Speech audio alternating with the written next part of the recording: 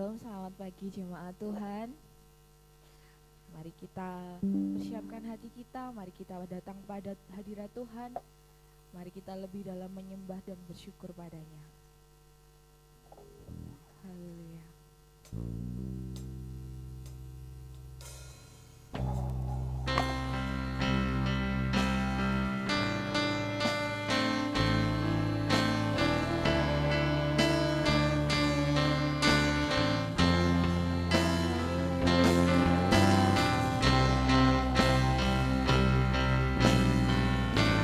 Sungguh besar setiamu Tuhan.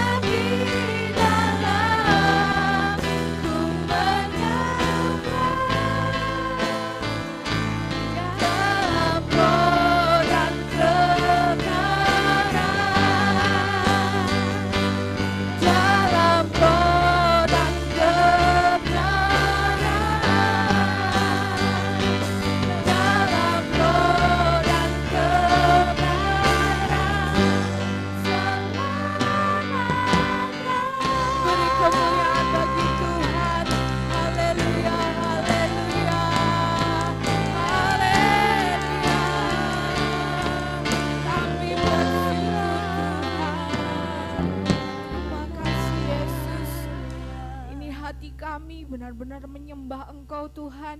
Kiranya biarlah dalam hadirat-Mu kami rasakan tenang, biarlah dalam hadirat-Mu kami rasakan damai. Bapa, kami siap memuji dan membesarkan nama-Mu di dalam nama-Mu yang kudus, haleluya.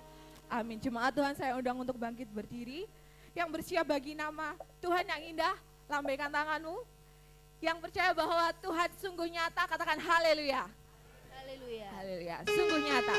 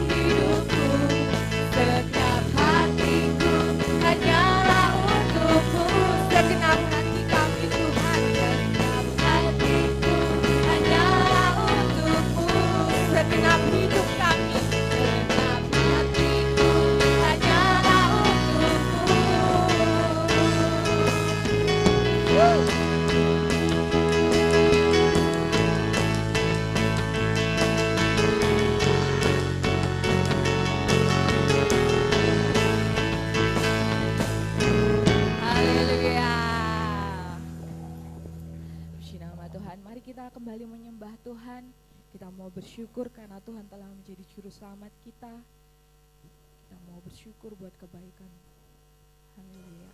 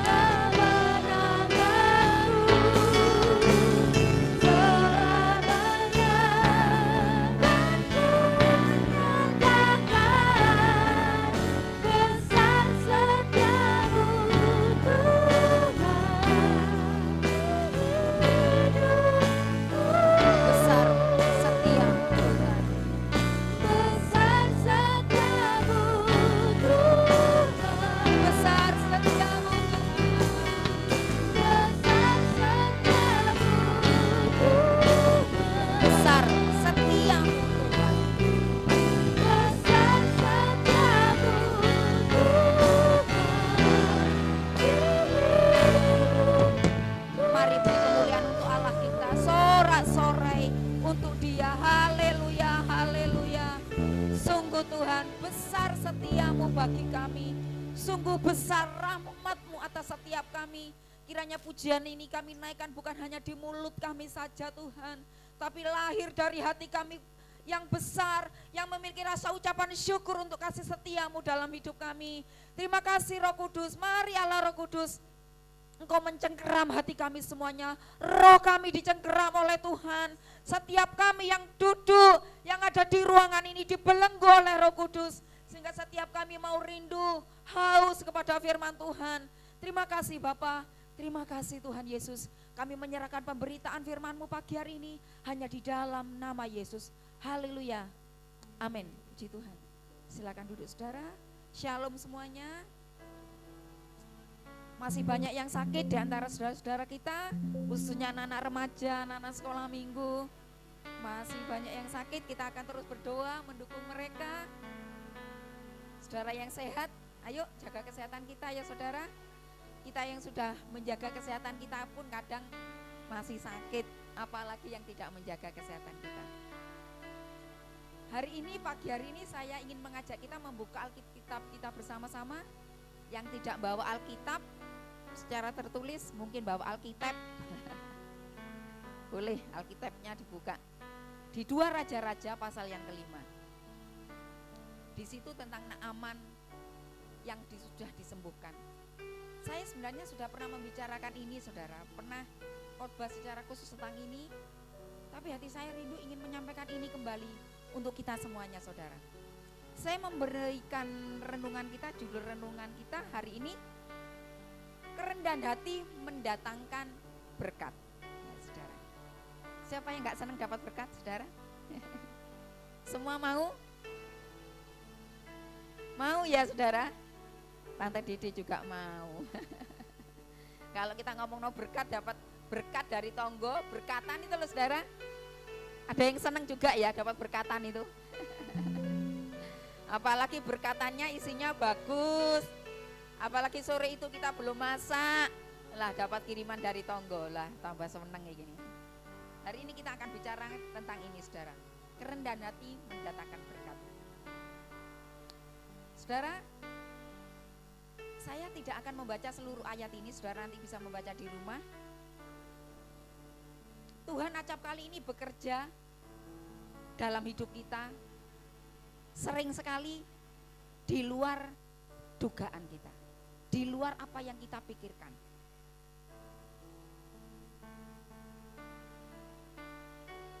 Saudara, kadang Tuhan itu memberikan kejutan-kejutan dalam hidup kita itu gak terpikirkan. Bener-bener kadang itu gak bisa kita pikir secara nalar kita secara manusia saudara. Ada anak Tuhan ngomong saudara, gak nyangka loh tante, saya itu bisa nyekolahkan anak saya. Padahal penghasilan saya untuk makan saja itu sulit, tapi kok ya puji Tuhan. Tuhan tuh selalu menyediakan berkat untuk anak-anak saya. Sesuai waktu Tuhan. Sehingga anak-anak saya semua lulus sekolah. Ada banyak kejutan yang dapat Tuhan perbuat dalam hidup kita saudara. Dalam hidup saya dan saudara. Bahkan kejutan Tuhan itu membuat kita ini gak nyangka gitu loh saudara.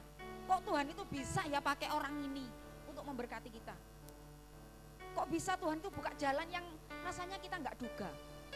Biasanya saudara ya, kalau kita ngalami kesulitan, entah itu kesulitan ekonomi, saudara sedang ada masalah, biasanya saudara membayangkan wajah seseorang enggak? Kalau kita sedang mengalami kesulitan. Iya, bener ya. Kira-kira orang itu iso nolong aku enggak? Dulu dia pernah membantuku. Kira-kira kali ini dia bisa nolong aku enggak? Biasanya kita membayangkan wajah orang. Kira-kira dia bisa membantuku enggak? Waktu kita sudah membayangkan wajah seseorang, dia bisa menolong kita. Dan ternyata dia gak bisa membantu, menolong kita, akhirnya kita kuciwa. Kuciwa itu temennya kucing. Ojo tali. Kuciwa itu temennya kecewa. Kita jadi kecewa. Akhirnya kita ceklek, aduh. Dek arep-arep. ketoke baik. Masa pas aku butuh dia nggak mau ngulurkan tangan, nggak mau nolong aku. Akhirnya kita patah, kita kecewa. Saudara, Naaman ini saudara, kisah tentang Naaman. Tentang Naaman ini saudara, seorang yang terpandang. Dia seorang panglima. Melalui nats yang saya kita ambil ini pagi hari ini saudara. Ketika Tuhan menyembuhkan Naaman melalui Nabi Elisa. Naaman ini hampir-hampir loh saudara, tidak menikmati berkat Tuhan, hampir. Nyaris kalau kita ngomong, hampir dia tidak menerima berkat Tuhan.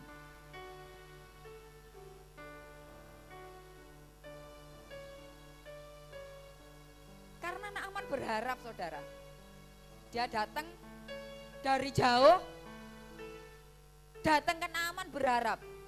Iki wong nabi ini, wong Israel iki terkenal. Dari mana-mana banyak orang datang kepada dia. Pada waktu dia mendoakan orang itu pasti sembuh. Dia berharap yang datang ini kan Naaman.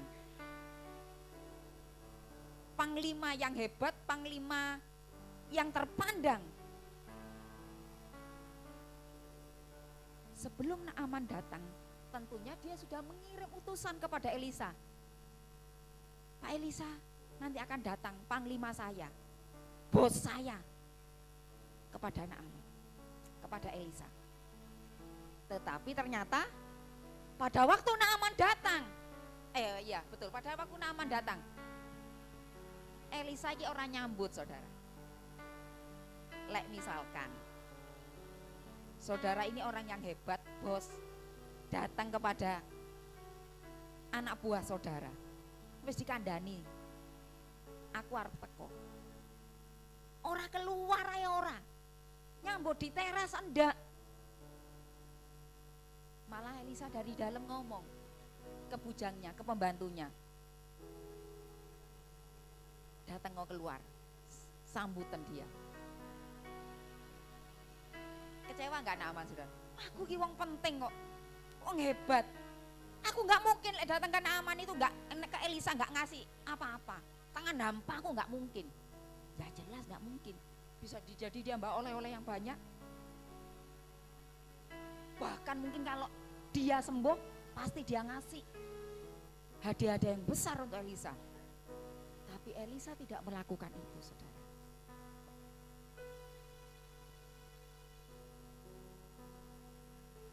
Elisa malah menyuruh bujangnya,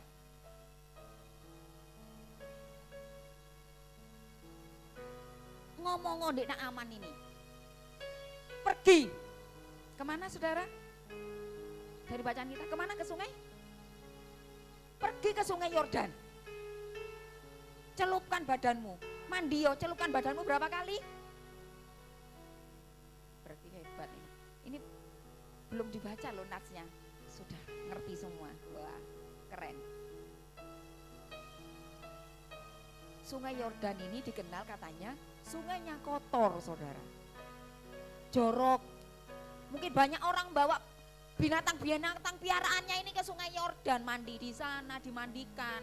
Kerbaunya, keledainya, ontahnya dimandikan di situ, jadi kotor. Ndak bayang no ini. Naaman, aku disuruh mandi di sungai Yordan.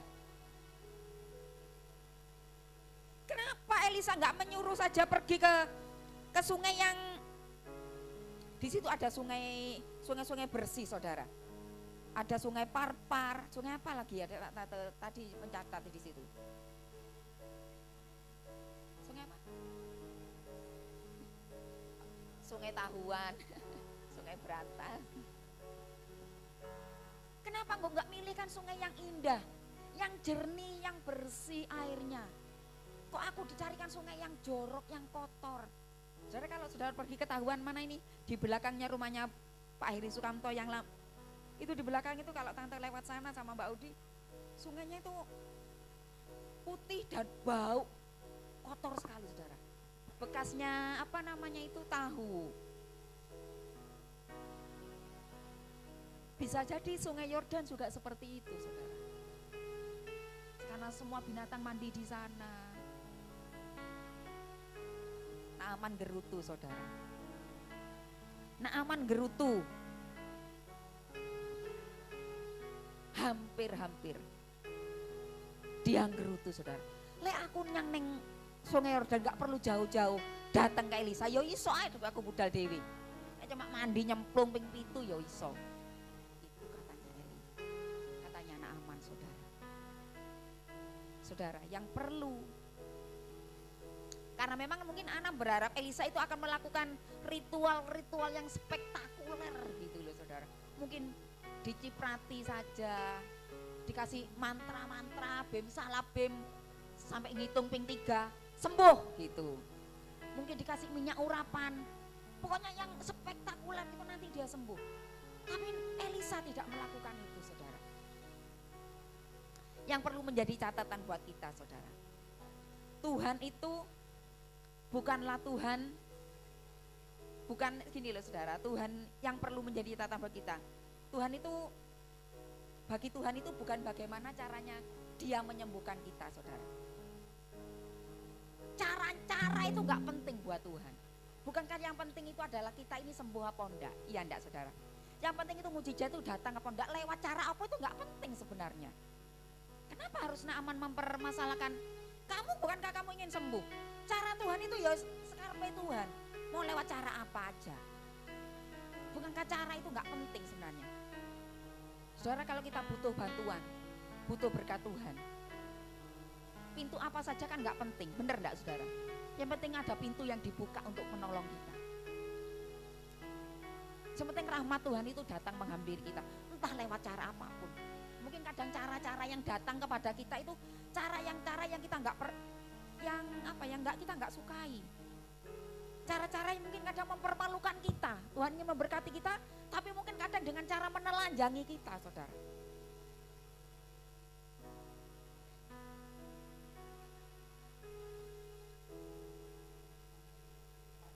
Tuhan itu mau kita kenal, saudara. Bukan tentang bagaimana datangnya mujizat itu menghampiri kita, atau lewat siapa pertolongan itu datang. Kita nggak perlu sibuk memikirkan itu, saudara. Karena mujizat itu nggak perlu kita mikir sibuk bagaimana caranya Tuhan, lewat apa, bagaimana caranya Tuhan, itu bukan bagian kita. Kita nggak perlu sibuk dengan itu, saudara. Itu bukan jatahnya kita memikirkan cara itu, saudara. Yang penting kau tetap hidup rendah hati, hidup sungguh-sungguh kepada Tuhan. Mujizat itu akan menghampiri kita lewat apa aja.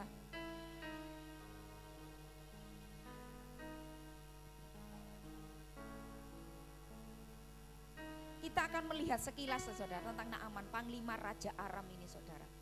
Orang yang terpandang, seorang yang gagah perkasa.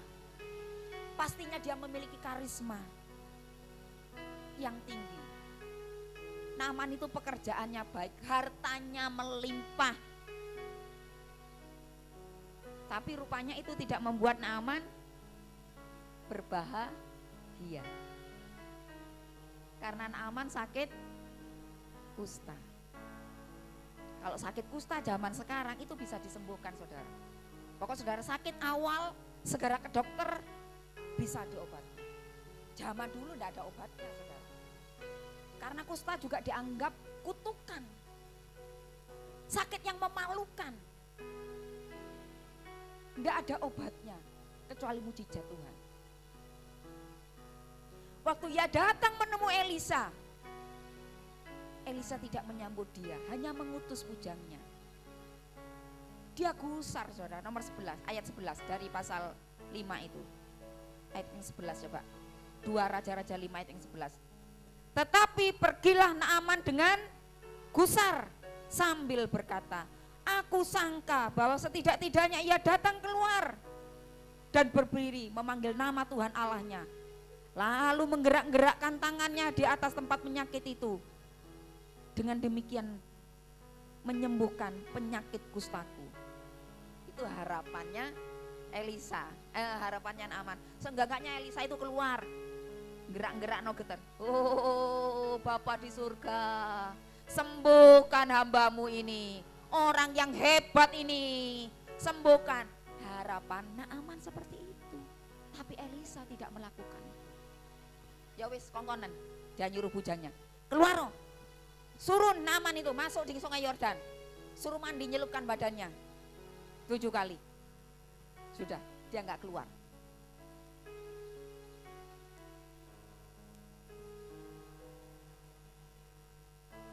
Saudara, saya khawatir saudara, itu juga yang kadang muncul dalam hati kita, dalam benak kita.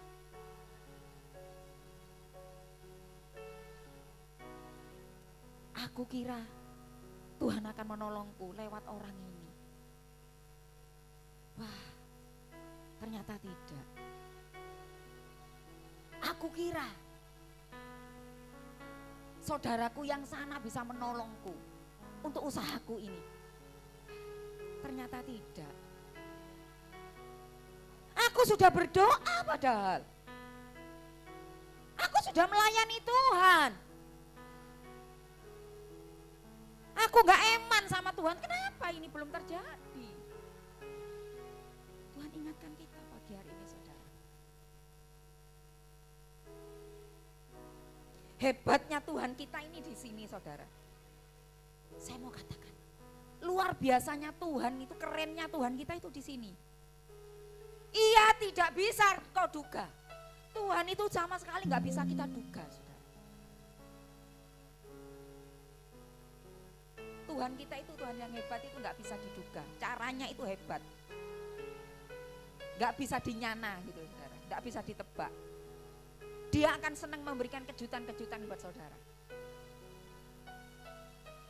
Bahkan lewat pintu-pintu cilik itu loh, pintu-pintu tikus yang gak terduga itu akan datang berkat Tuhan.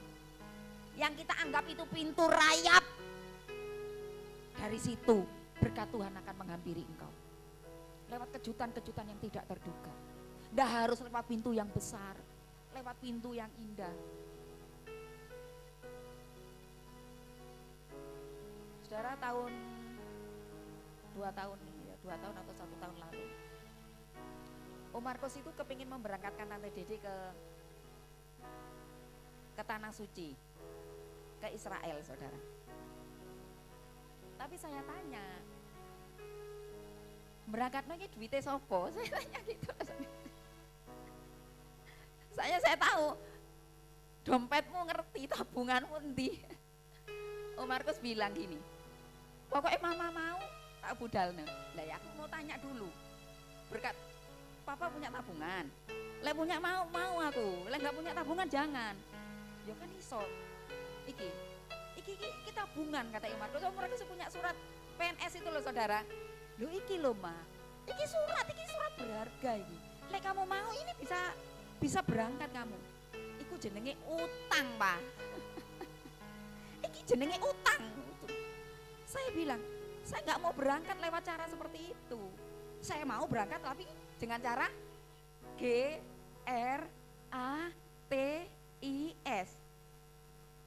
Kasih kemuliaan untuk Tuhan saudara. Tante Dede berangkat bulan November dengan cara GRATIS. Tante mau 2 tahun lalu Om Markus nawari lagi setahun yang lalu. Karena Tante Dede itu cuma satu kerinduan saudara. Let saya ini masih dibasi hidup. Om Markus selalu bertanya, Mama kepingin apa? Kalau saya masih diberi kesempatan, masih hidup, kepingin ke Tanah Suci, umroh, naik haji. Enggak saudara. Loh, kalau dikasih kesempatan, kalau enggak apa kemudian menjadi kecewa? Ya enggak. Saya tetap menjadi orang yang berbahagia, saya menjadi orang yang tetap diberkati. Karena itu bukan segala-galanya buat saya. Tapi kalau ada orang yang bertanya seperti itu, keinginan. Kan keinginan bukan kebutuhan. Kalau Om Markus tanya keinginanmu apa, ya itu. Tapi itu bukan kebutuhan. Seandainya saya tidak berangkat, apa kecewa sama Tuhan? Ya enggak. Karena itu bukan menjadi impian yang sangat ini. Kalau saya mau bertanya tentang impian saya yang terdalam, melihat anak-anak saya tumbuh menjadi anak yang mengasihi Tuhan, hidup melayani dengan apapun yang mereka kerjakan, hidupnya untuk Tuhan. itu. Walaupun saya bisa kemana-mana, pergi kemana-mana, tapi anak saya hidupnya tidak untuk Tuhan, ya buat apa? Saya akan menjadi mama yang gagal, saudara. Gitu. Kalau hidup anak-anak saya, mereka dimanapun berada, mereka menjadi berkat buat orang lain, menyenangkan hati orang lain, bisa berbuat banyak untuk orang lain, nanti diri bersuka cita. Saudara yang terkasih dalam Tuhan, cara Tuhan menolong kita itu tidak selalu sama. Saya mau katakan ya. Sebab itu saudara kalau sedang dalam kesulitan, gak perlu bayang no wajah orang yang pernah menolong kau. Tuhan itu selalu punya cara-cara yang unik, cara-cara yang berbeda. Tahun lalu engkau mungkin sudah pernah ditolong oleh Tuhan. Tahun ini engkau sedang ada pergumulan. Tentu cara Tuhan itu akan berbeda dengan tahun-tahun. Tuhan itu selalu baru, cara Tuhan itu selalu baru. Tuhan akan pakai cara-cara yang selalu baru untuk memberkati kita, untuk menolong engkau. Tunggu saja. Ya. Tunggu kejutan-kejutan yang akan menghampiri engkau. Akan ada banyak kejutan-kejutan yang menghampiri. Saudara Lydia itu saya pernah saksikan. Lydia itu anaknya itu gampang panik, ya seperti saya sebenarnya. Orangnya gampang gupuh, gampang panik, gampang takut gitu loh saudara. 1 bulan sebelum dia magang sudah gupuh, padahal belum akhirnya dia bilang, pihak kampus ngomong sampai Agustus terakhir pengumuman itu akan datang, kamu diterima. Ma, ini teman-temanku sudah banyak yang dipanggil, Ma, tapi namaku kok nggak ada, namaku nggak ada. Saya bilang, belum, jangan bilang tidak ada, belum dipanggil. Mama inilah, kamu percaya apa enggak sama Tuhan? Karena perkataanmu itu yang akan terjadi. Lek kamu belum ada artinya nanti namamu dipanggil. Dia sudah bingung mencari mau magang mandiri. Kalau magang mandiri otomatis nanti yo kalau jauh kos baru, pengeluaran akan bertambah. Kalau yang disediakan pemerintah karena ini hanya dari sekian ribu hanya dibutuhkan berapa 300, dengan Mbak Lydia cerita. Hanya diambil 300, itu seluruh Indonesia saudara. Jadi teman-temannya itu ada yang dari Aceh, dari Kalimantan, dari Papua. Itu hanya dibutuhkan 300 orang. Saya bilang, namamu Longkok Katut. Tapi dia sudah gak sabar. Ya saya support dia. Tetap saya semangat, kamu mau cari magang ini, ayo gak apa-apa, silahkan. Nanti kalau mamanya ngalangin, nanti kalau ternyata pengumumannya gak ada, katanya dia gitu. Ya ayo cariin. Seperti kesaksian saya kapan lalu, masih di kereta mau mendatangi tempat dia mau konfirmasi itu mau ujian di magangnya yang mandiri, dia dapat email. Yang terhormat saudara Lydia Keris, engkau lolos. Baru berangkat 10 menit, mama lah iyo. Kue ning kali budal ning Surabaya kesel-keseli, nggak percaya ndek Tuhan. Loh kadang Tuhan ini mempermalukan kita. Kenapa Lydia itu ngoyo saudara supaya lolos di magangnya pemerintah itu, supaya dapat uang saku. Mamanya sekarang roto enteng uang sakunya untuk dia. Lu puji Tuhan saudara, dapat uang saku. Walaupun mungkin itu enggak bisa mencukupi kebutuhan dia dalam 1 bulan. 2.400.000, tapi kan lumayan, bisa untuk dia makan, bisa untuk bensin wirawiri, bisa untuk pulsa, menolong dia. Kita harus percaya sama cara Tuhan, saudara. Saya katakan minggu kemarin, kalau ada orang mengatakan engkau gagal, itu kan pandangan manusia, pandangan orang tuamu, pandangan saudaramu, terus kowe gagal. Jangan mau kalau ada orang mengatakan kita dianggap gagal. Kalau ada orang mengatakan kau gagal, tutupi telingamu. Tidak, aku tidak gagal. Ada pintu yang lain yang Tuhan sediakan. Ada maksud Tuhan yang terbaik, yang Tuhan mau aku di sana.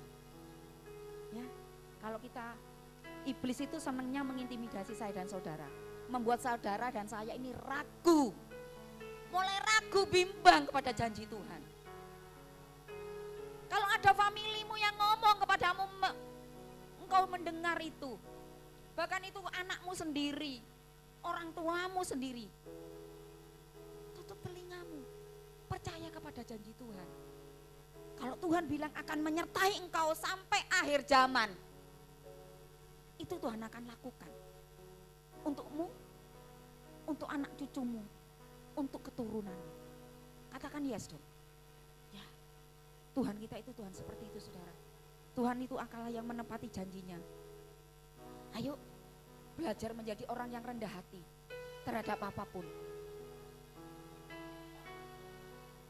Saudara, saya justru ya saudara, saya itu diproses sama Tuhan itu lewat keluarga. Saya ini orang yang keras saudara. Pasti saudara ya tahu kenal saya. Tante Dedi ini orang yang keras. Kalau iya, iya, kalau tidak, tidak. Seperti itu. Tapi kadang berjalannya waktu, keluarga itu, anak-anak itu memproses saya. Saya itu kalau dengar sesuatu yang tidak cocok, tidak sesuai, itu langsung apa saudara? Kalau orang naik itu gasnya itu jadi tinggi, tensinya jadi tinggi, volumenya jadi tinggi, meninggi. Tapi anak-anak saya itu apa ya? Memproses saya. Saya itu sering saudara mau marah. Saya itu paling nggak suka kalau dibantah. Paling tidak mau kalau anak-anak saya bilang sebentar, tunggu, sedikit lagi. Paling tidak suka mendengar kata-kata itu. Kalau mama suruh, langsung berdiri. Si kecil anak saya ini kebetulan anaknya enggak ada. Anaknya tanding saudara. Meruput tadi dia jam 7 kurang berangkat. Dia sering, banyak waktu saya ini bersitegang sama si bontot ini. Karena keras, sifatnya ini keras saudara dia.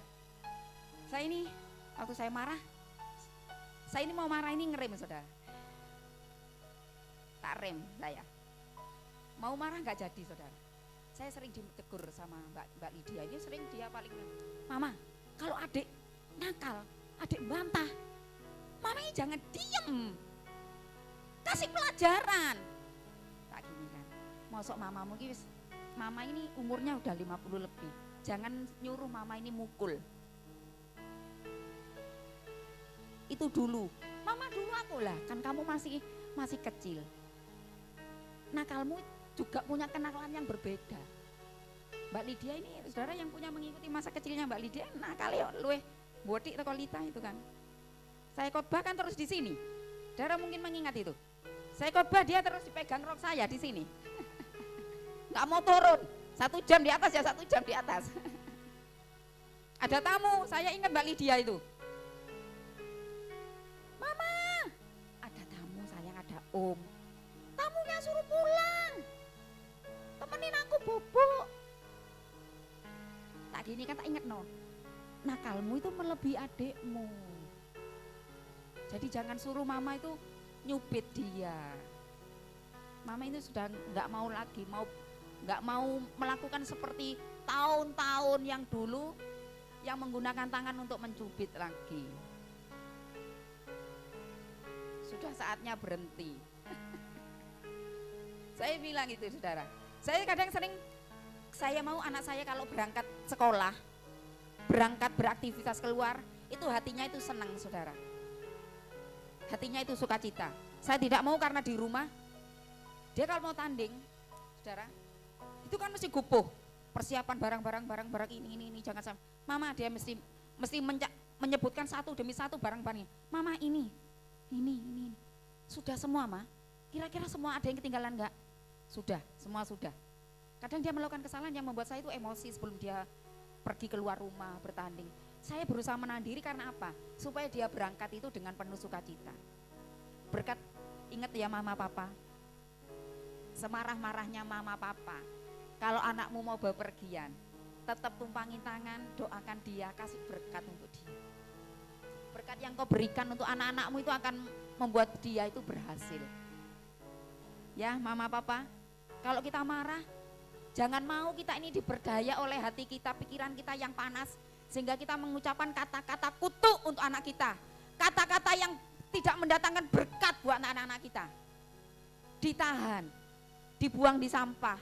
Kalau kita mau mengatakan kata-kata yang kotor, dan itu sekiranya menyakiti hati anak-anak kita, ditahan saudara.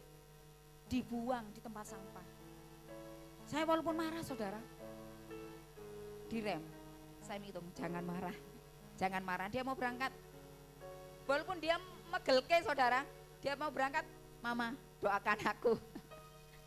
Ya, dia mau marah, tangannya ditaruh di kepala saya saudara, ditaruh di kepalanya supaya dia berangkat dan dibuat berhasil. Ya, mari mama papa sebagai orang tua,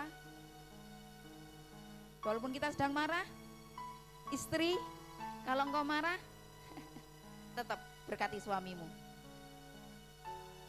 Anak, para suami juga, engkau lek wis tak tinggal aku kapok. Ada loh suami yang ngomong gitu. Lek wis tak tinggal, gano aku ning donya iki, eruh rasane, urip dhewe ngedikno anak. Ya, dibuang itu. Ganti kata-kata berkat. Kata-kata memberkati. Oh haleluya. Berkati kamu mah, Pak, jadi wong sing sabar, ya. Jadi wong sing gak cerewet. Ya. Diberkatilah pekerjaanmu.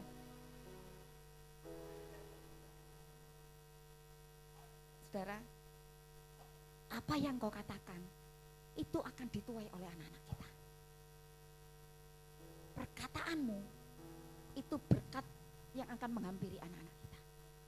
Kalau perkataan kita perkataan yang kutuk, perkataan kegagalan, perkataan-perkataan yang kotor, itu akan mendatang. Ya. Tapi lewat Naaman ini saya mau kita belajar rendah hati. Kadang Tuhan itu mendidik kita sebagai orang tua lewat anak-anak kita, didikan itu. Kadang didikan itu juga datang lewat tetangga kita, sing gak kenal Gusti itu loh. Sing gak kenal Gusti, kadang pun mendidik kita.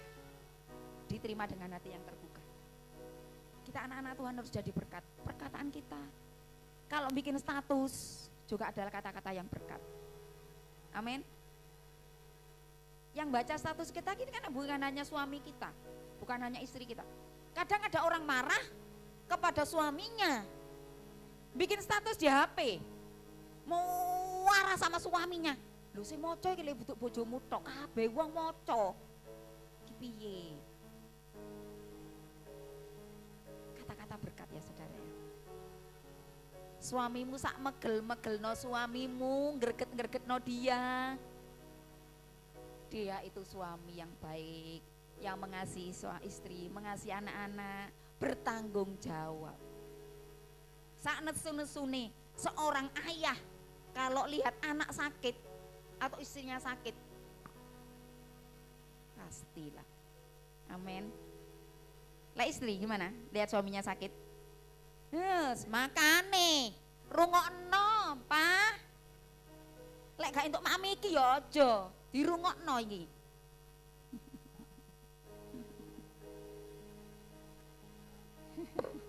Kita akan bertobat bersama-sama ya, istri-istri bertobat, suami-suami bertobat, anak-anak juga tambah menjadi anak-anak yang diberkati sama Tuhan. Tunduk taat kepada orang tua. Kalau anak-anak menyenangkan hati orang tuamu, saya katakan, mau katakan, engkau yang senang menyenangkan hati orang tuamu, berkat Tuhan datang menghampiri engkau. Senangkan hati orang tuamu. Menyenangkan hati orang tua itu bukan hanya dengan pemberian kita. Engkau jadi berkat buat orang tua kita. Ayo, puji Tuhan. Haleluya, haleluya. Kita akan perjamuan kudus, minta maaf perjamuan kudus harus diundur sampai minggu kedua. Karena minggu yang pertama dipakai oleh adik-adik Eklesia Kid. Haleluya, haleluya. Kita nyanyikan pujian ini dulu Mas Bram. sebelum perjamuan kudus.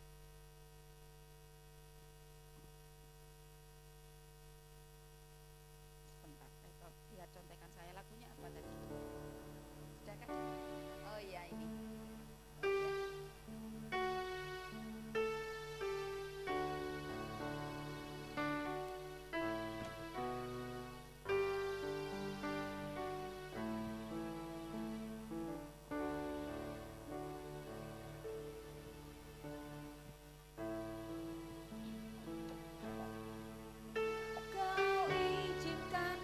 Sesuatu terjadi, ku percaya semua untuk kebaikanku.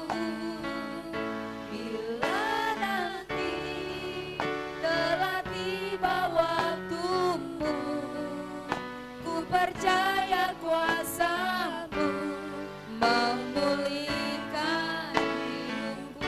Bila nanti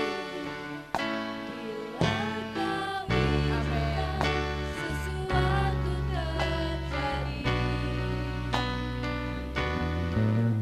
ku percaya semua untuk kebaikanku. Bila nanti telah tiba waktumu, ku percaya kuasa-Mu memulihkan hidupku.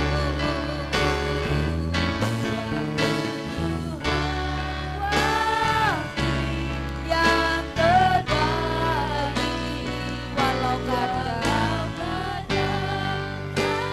mudah dimengerti, lewati cobaan, ku tetap waktu Tuhan, waktu yang. Mari sambutkan seluruh kita pakai pelayan perjamuan akan maju ke depan. Yang terbaik, walau kadang tak mudah dimengerti, lewati cobaan, ku tetap percaya waktu Tuhan pasti yang. Sekali lagi, waktu Tuhan. Amin, amin, amin. Kami percaya Tuhan, kami percaya. Mudah dimengerti, lewati cobaan, ku tetap percaya waktu Tuhan. Amin. Pasti yang terbaik. Haleluya, haleluya. Mungkin banyak di antara kami yang dalam waktu-waktu ini sedang menghadapi proses Tuhan. Tuhan sedang memproses hidup kami. Berikan kami kekuatan, terus kesabaran, terlebih kerendahan hati terhadap apapun yang Tuhan mau dalam hidup kami. Mungkin kami harus melewati hal-hal yang tidak enak, jalan yang berliku, melewati lembah kekelaman. Bahkan kami harus melewati jalan-jalan yang tidak kami inginkan sekalipun. Pagi hari ini kami mau belajar Tuhan lewat Naaman. Kami mau rendah hati, mau taat kepada Tuhan. Mungkin kami diproses lewat keluarga kami, lewat istri, lewat suami, lewat anak-anak kami, lewat family kami. Kami diproses Tuhan. Berikan kami kesabaran, kerendahan hati terus, menjadi yang dengar-dengaran terhadap suara Tuhan. Haleluya, haleluya. Sebentar kami akan menikmati perjamuan kudus. Sucikan, kuduskan setiap kami, layakkan kami. Kiranya perjamuan kudus tidak mendatangkan kutuk buat kami, tapi selebihnya mendatangkan berkat, mendatangkan kesembuhan, mendatangkan sukacita buat kami. Haleluya. Waktu Tuhan pasti yang terbaik, walau kadang tak mudah dimengerti, lewati cobaan,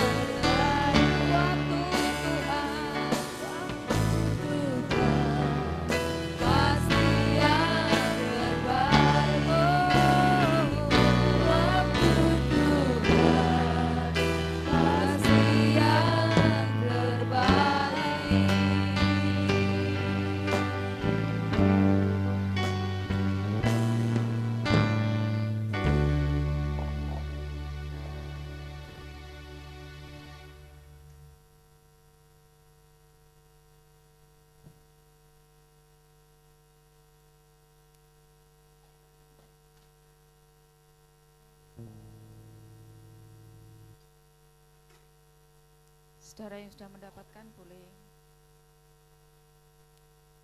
membaca pesan firman Tuhan untuk saudara pagi hari ini. Saudara yang sudah membaca, mari kita akan bersama-sama mengangkat roti di tangan kanan kita dan dengarkan firman Tuhan baik-baik. Sebab apa yang telah aku teruskan kepadamu, telah aku terima dari Tuhan, yaitu bahwa Tuhan Yesus pada malam waktu ia diserahkan, mengambil roti, dan sesudah itu Yesus mengucap syukur atasnya. Yesus memecah-mecahkannya dan berkata, inilah tubuhku yang diserahkan bagi kamu. Perbuatlah ini menjadi peringatan akan aku. Saudara, roti di tangan kanan kita ini adalah lambang dari tubuh Yesus yang sudah dikorbankan untuk saya dan saudara. Harusnya kita yang digantung di atas kayu salib, saudara. Tapi Tuhan memberikan hidupnya untuk kita semuanya, supaya saudara menerima kekekalan di surga. Engkau yang masih hidup di dalam dosa pagi hari ini, mohon ampun kepada Tuhan. Mohon pengampunan kepada Tuhan. Dan terima tubuh Yesus pagi hari ini. Mari makan dengan iman dan penuh ucapan syukur dalam nama Yesus.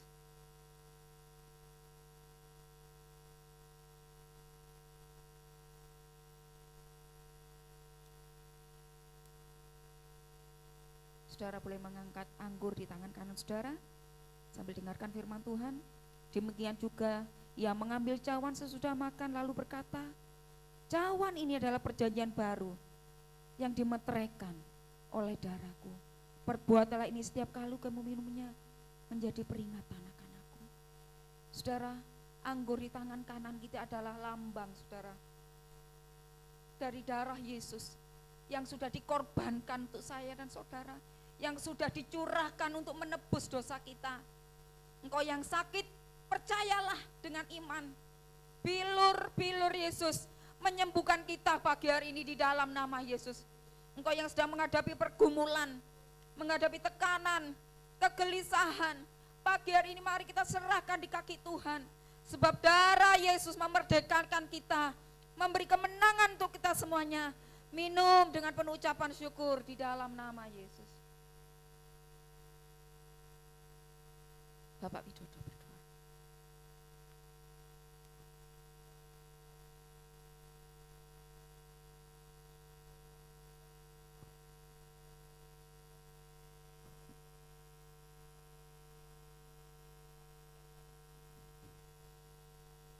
Ya Tuhan, ya Yesus. Amin. Ya Tuhan.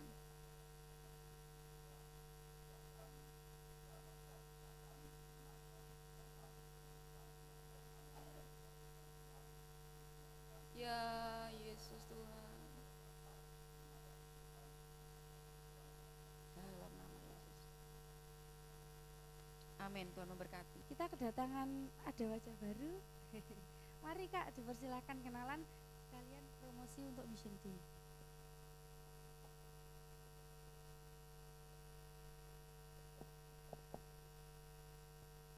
Puji nama Tuhan. Shalom Bapak Ibu Saudara.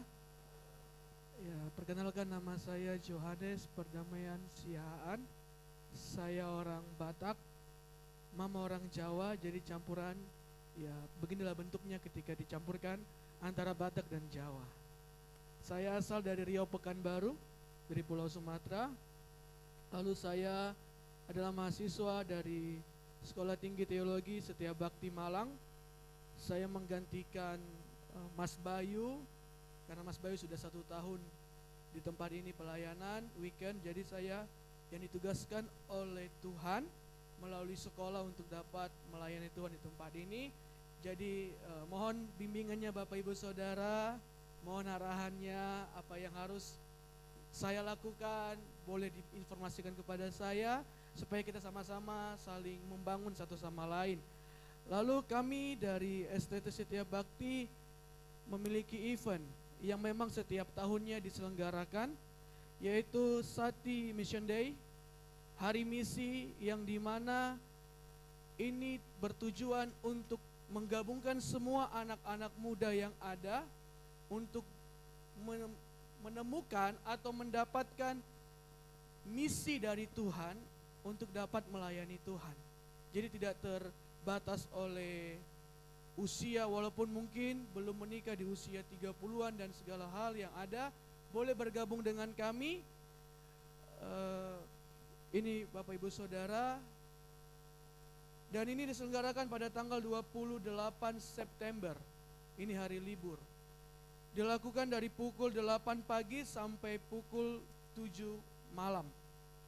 Lalu biaya untuk yang on-site, karena kita ada dua, bisa melalui online dan bisa melalui on-site. Kalau kita di tempat ini ingin anak-anak mudanya ingin bergabung secara on-site, maka pendaftarannya dikenakan biaya 50.000 per orang. Ini sudah termasuk semua snack, makan dan segala hal yang ada dari pagi sampai malam. Dan kegiatan ini hanya dilakukan dalam satu kali dalam 1 tahun, dan pembicaranya yaitu Bapak Charles Besi, seorang alumni Sati juga, yang dimana pelayanan di Nusa Tenggara Timur. Jadi nanti beliau akan membagikan firman Tuhan pada hari misi. Jadi Bapak Ibu Saudara, jika punya saudara, anak dan segala hal yang ada di usia muda, boleh mengikuti kegiatan ini di STT Setia Bakti Malang, Jalan Karanglo 93 sampai 105 kalau tidak salah. Jadi itu oh ya 94 sampai 103.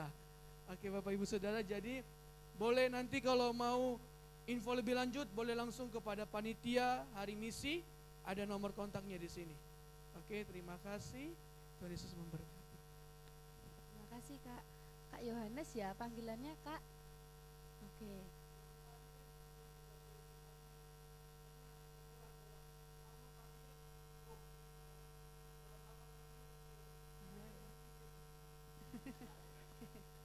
Oke, ini yang menggantikan Kak Bayu untuk 1 semester ke depan. Prakteknya tidak lama ya Kak, hanya sampai 3 Desember saja. Jadi waktunya kurang lebih hanya 3 bulan membantu pelayanan di tempat ini. Oke, terima kasih, Tuhan berkati. Mari kita bangkit berdiri bersama-sama. Haleluya, haleluya. Kau Allah yang besar, ajaib dan mulia. Kau Yesus yang selalu membuatku terpesona. Segala pujian bagimu ya Tuhan. Hanya Kau yang hanya Kau, hanya Kau yang ada Tuhan.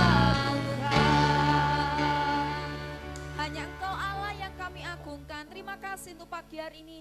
Terima kasih untuk hadirat-Mu. Terima kasih Roh Kudus yang manis, yang lembut, yang pagi hari ini datang, yang melawat kami pagi hari ini. Terima kasih menyerahkan seluruh jemaat-Mu.